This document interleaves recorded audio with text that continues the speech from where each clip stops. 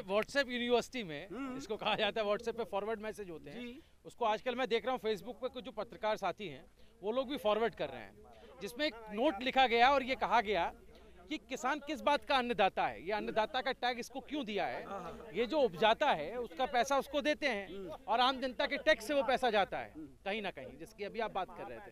तो ये अन्नदाता कहकर ये सहानुभूति बटोरना, इमोशनल सिंपैथी लेना, ये किस बात तक हद तक जायज है? और इसमें फिर वो दलील आती है कि उद्योगपति भी तो हमें नौकरी दे रहे हैं, ये मुझे समझाइए।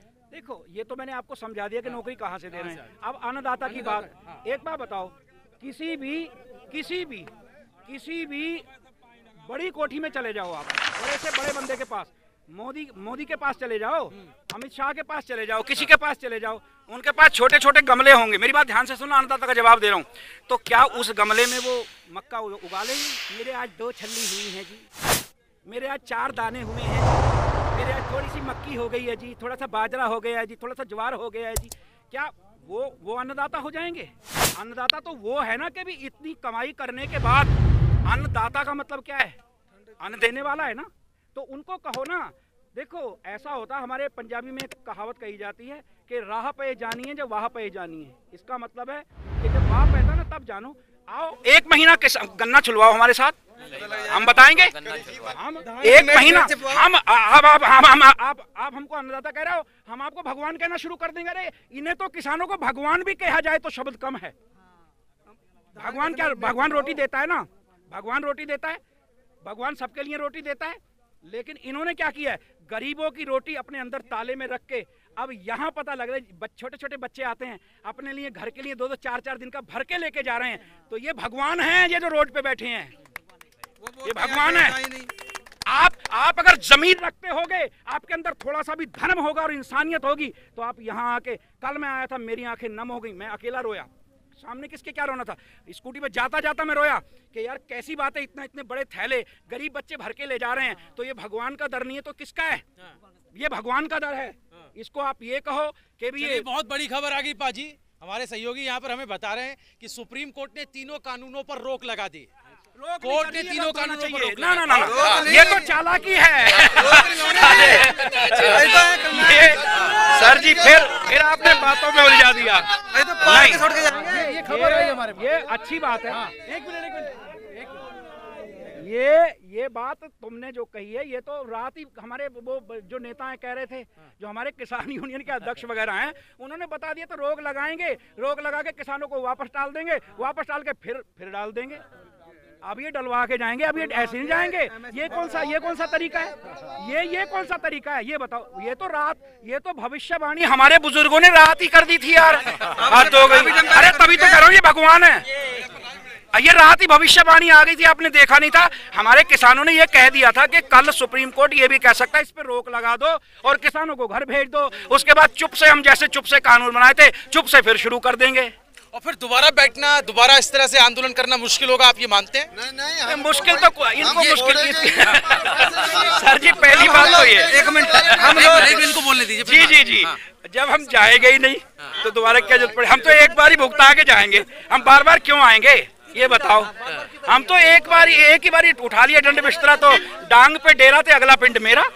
ये तो वो हैं, इनको कोई परवाह थोड़ी है, ये बताओ। और आपने इतने बड़े आंदोलन में, मैं सबसे बड़ी एक बात कह रहा हूँ आपके माध्यम से, ये जरूर पहुंचाना। ठीक, देखो गुरबाणी में, गुरु नानक साहिब जी की बाणी में बड़े अच्छे शब्द लिखे हैं, पढ़ने भी चाहिए, सुनने भी चाहिए सबको। उन्होंने कहा भी अवल अल्लाह नूर उपाया कुदरत के सब बंदे, एक नूर ते सब जग उपजया कौन भले को मंदे। कोई बोले राम राम, कोई खुदाए, कोई सेवे गुसैया, कोई अल्लाह। ये शब्द हैं गुरबाणी के, गुरु नानक साहिब जी की बाणी के, गुरु ग्रंथ साहिब जी की बाणी के, जो गुरुद्वारों में पढ़े जाते हैं।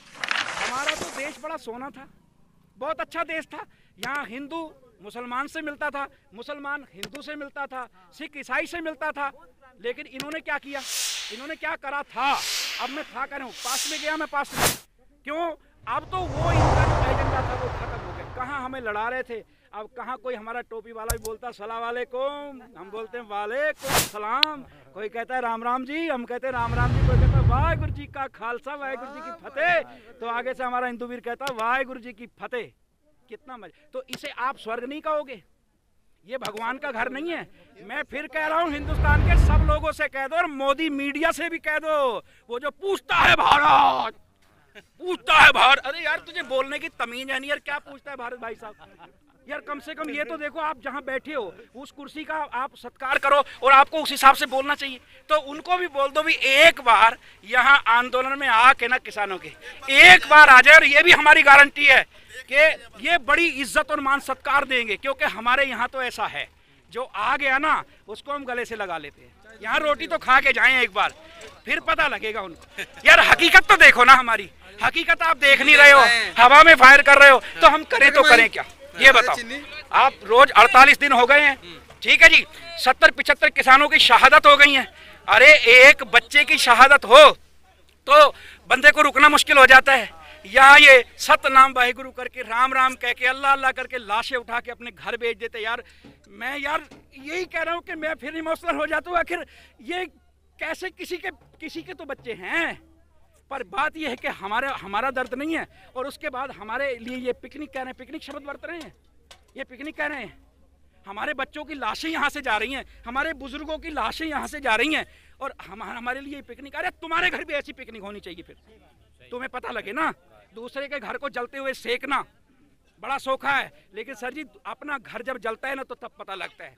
हम वो लोग हैं, किसान वो लोग हैं जो दूसरे का दर्द समझते हैं। आप किसान के पास चले जाओ, गांव में जाके कह देना थोड़ा दूध चाहिए, वो थानू भर के डोलू दे दूंगा, किलो दे दूंगा।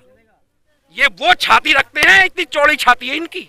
आप बताओ जब शहादतें हुई तो किसने दी हैं? ये किसानों के बच्चे थे।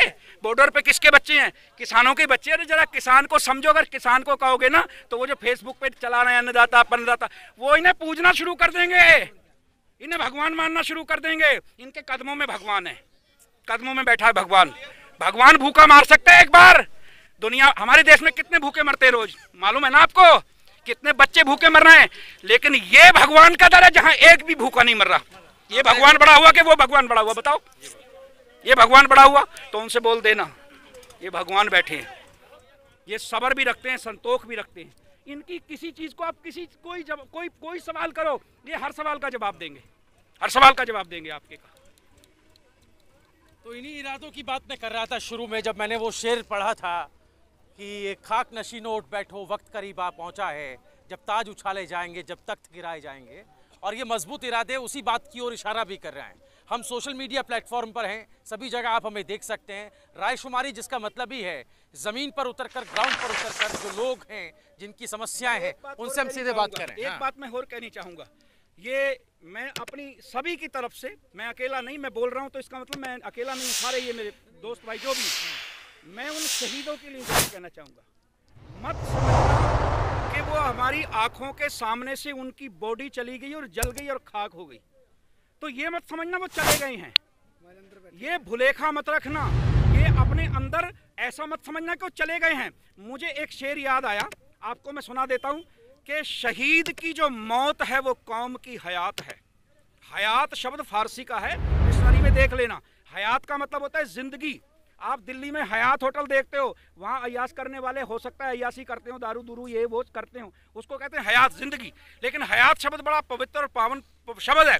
शहीद की जो मौत है वो कौम की हयात है। हयात का मतलब है जिंदगी। हयात तो हयात है, जिंदगी तो जिंदगी है, पर वो मौत भी हयात है। जो शहीद हुए ना तो वो हमें जिंदगी दे के गए हैं, वो हमें राह पे चलना दे के गए हैं कि हमारे बाद आपने आपस में लड़ना नहीं। आपने कोई आपको हिंदू मुसलमान सिख ईसाई के नाम से लड़ाए तो आपने लड़ना नहीं है, कि जात बिरादरी के नाम से लड़ाए तो लड़ना नहीं है। इसीलिए मैं कह रहा हूँ ये भगवान का घर है। शहीदों की चिताओं पर हर वर्ष लगेंगे मेले। शहीद उन्हें मत समझो जो बॉर्डर पे हैं। अरे वैसे तो बॉर्डर पे भी हमारे और यहाँ भी हमारे, और वो लड्डू खा रहे हैं। शर्म आनी चाहिए देश के, जो भी देश में जन्म लिया उनको शर्म आनी चाहिए। शहीद की जो मौत है, शहीदों की चिताओं पर हर वर्ष लगेंगे मेले। मतन पे मिटने वालों का यही बाकी निशान होगा। ये याद रखना, ये जो मिट रहे हैं ना, शहीद हो रहे हैं, हमें रोज रोज ताकत ज़्यादा मिलेगी। हम सारे ही, हम हिंदुस्तान वाले, हम भारत वाले लोग जो हैं वहाँ से आते हैं जहाँ बाबा कबीर साहब हुए, वहाँ से आते हैं जहाँ बाबा फरीद साहब हुए, हम वहाँ से आते हैं जहाँ बाबा कबीर साहब, गुरु नानक साहब जी हुए हैं, वहाँ से आते हैं जहाँ नीहों में छोटे छोटे बच्चे चिनवाए तो गए लेकिन उन्होंने ईन नहीं मानी। ये कैसे मान लेंगे? ये कैसे मान लेंगे? ये बताओ, ये मान लेंगे? इनको उनकी बुजुर्गों की याद नहीं आएगी? अरे जो अपने बुजुर्गों की अपनी पीछे को भूल जाता है, पिछोकड़ को भूल जाता है, वो इंसान नहीं होता। इनको याद है, इनकी आंखों के सामने शहीद भगत सिंह हैं, इनकी आंखों के सामने शहीद उधम सिंह हैं, इनकी आंखों के सामने गुरु गोविंद सिंह के 4 लाल हैं, इनकी आंखों के सामने। आप ये मत समझना कि भूले हैं, ना ना ना, अब तो ये जागे हैं और बड़े प्यार से बड़े सत्कार से हक लेके जाएंगे। आप शब्द बोलना हमारी भाषा में ही नहीं आता, जो बोल रहा है वो घुसपैठ है, वो घुसपैठिया कर रहा है। कभी हमें टुकड़े टुकड़े गैंग कह दिया, कभी खालिस्तानी कह दिया। इनसे पूछो, मैं तो चलो सरदार हूँ, ये भी कहेंगे मैं भी खालिस्तानी हूँ। अगर ऐसे खालिस्तानी चाहिए, अगर ऐसे खालिस्तानी चाहिए जो रोटी खुआते हों, ऐसे खालिस्तानी चाहिए जो शहीद हो रहे हों देश के लिए, ऐसे खालिस्तानी चाहिए जो क्या गरीबों की मदद कर रहे हों, तो हम सारे हिंदुस्तानी खालिस्तानी हैं। फिर तो हम सारे ही हैं भाई। अच्छा ही है, अच्छे गुण अगर चाहते हो तो हम सब वही हैं। असल में किसानों के अरमानों को मंजिल तक पहुंचाएंगे, शहीद किसानों के अरमानों को मंजिल तक पहुंचाएंगे। चलिए, बहुत शुक्रिया आपका हमसे बात करने के लिए। मैं और लोगों से भी बात करूंगा, अभी तो मैं यहाँ आया हुआ हूँ। तो जैसा कि हम बता रहे थे, इस वक्त एक बड़ी खबर भी हमने आपको दी कि सुप्रीम कोर्ट ने, और ये अंदेशा से ही लगाया जा रहा था कि कोर्ट हो सकता है इस पर कोई आगे कदम उठा ले, तो कोर्ट ने जो है वो तीनों कानूनों पर रोक लगा दी है। लेकिन किसानों का यहाँ साफ तौर पर कहना है कि रोक से बात बनेगी नहीं, कानून पूरी तरीके से खत्म करने होंगे, नहीं तो ये आंदोलन आगे यूं ही चलता रहेगा। लेटेस्ट अपडेट्स के लिए आप हमारे चैनल रायशुमारी के साथ जरूर जुड़ें, उसे सब्सक्राइब कर लें, पास ही लगे बेल आइकन के इस बटन को भी दबा दें।